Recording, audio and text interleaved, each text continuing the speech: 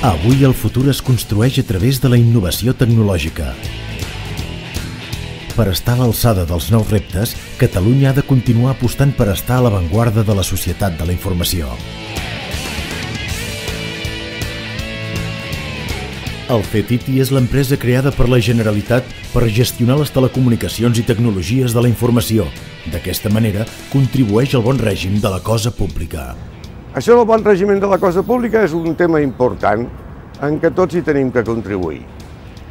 Un tal Francesc Eiximenis, al segle XIV, va dir que els vells hi teníem que contribuir amb el seu consell. Com que jo sóc el més vell, que no el més antic, però sí el més vell del CETITI, crec que hauria de donar un consell. I el consell que dono a tots els meus companys és que el CETITI cal que s'orienti al client. El servei al client és el que ens justifica la nostra feina.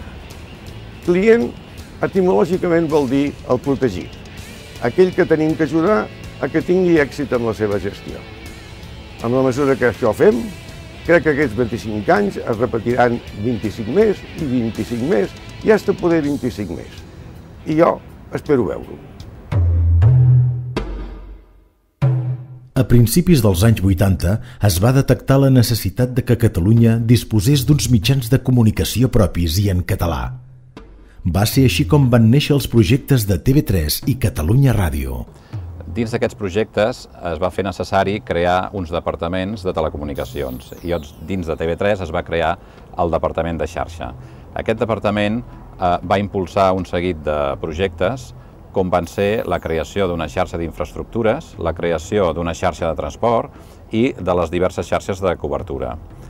Tot això no solament va significar un repte tecnològic, sinó també va significar un plus de motivació perquè el que s'estava fent era un projecte de país i que consistia en que TV3 es veiés a tot el territori i que Catalunya Ràdio s'escoltés a tot el territori també. A la ville de Barcelona. Un cop aconseguit l'objectiu de consolidar tècnicament els mitjans de comunicació catalans, l'any 1986 Catalunya va rebre una enorme sorpresa. Barcelona havia estat escollida seu dels Jocs Olímpics. Ara el país s'havia de preparar amb unes millors infraestructures.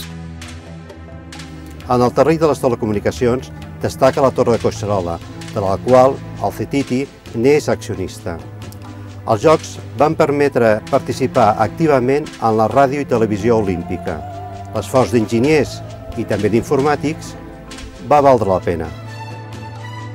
2 anys després de l'èxit, a l'any 1994, el Parlament de Catalunya crea el Centre de Telecomunicacions.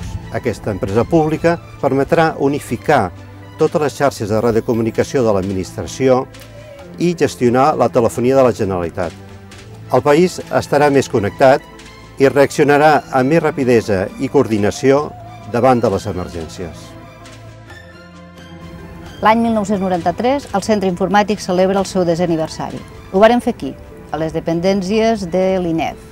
IBM ens va regalar l'estàtua del caminant que ja s'hi va quedar perquè no cabia a les nostres. El centre havia estat creat l'any 1983 per donar suport informàtic a una administració creada de bell nou. I les línies bàsiques d'aquest suport es recollien amb un pla informàtic que s'acabava d'aprovar. Gràcies a l'esforç d'un equip il·lusionat amb el projecte, va esdevenir l'empresa vertebradora de la informàtica a la Generalitat. Vam crear els principals sistemes corporatius de gestió financera, de gestió de personal, d'adhesió i publicació del DOC, de correu electrònic. Vàrem desplegar els principals sistemes departamentals de les conselleries. Vam obrir nous canals d'interacció amb el ciutadà, com va ser el Videotext. Van ser un temps d'una feina molt intensa, però molt maca. La seu actual es troba al Passeig de Gràcia i ha estat un lloc clau per unificar els conceptes de telecomunicacions i informàtica. A finals dels anys 90, la Generalitat havia decidit externalitzar els serveis de telecomunicacions i informàtica. Els dos centres, amb una reducció important de persones, es van unir per formar el CETITI. Tenir una seu va ser fonamental per generar el concepte TIC en el centre. També va ser fonamental col·laborar en projectes com l'adequació del Departament de Governació. A partir de l'any 2004, el centre inicià el canvi que el portaria a la situació actual. Aquest és el nou edifici del CETITI a l'Hospitalet de Llobregat, el que ha d'esdevenir símbol de la nova etapa del centre.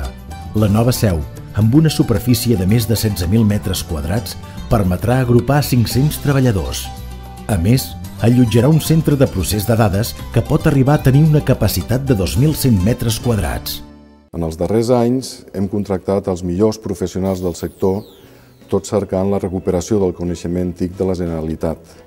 Això ens ha permès millorar el servei que prestem als departaments, sent reconeguda la nostra capacitat d'alinear-nos amb el nostre client i millorar els serveis que prestem. Però no queda aquí la cosa. A partir d'ara hem de continuar millorant els nostres serveis, tal com diu el nostre pla estratègic, alineat amb el client pel qual treballem i fent millorar el país. A partir d'aquí, estic segur que amb l'esforç de tots plegats, el CETITI seguirà sent una eina tecnològica al servei del país.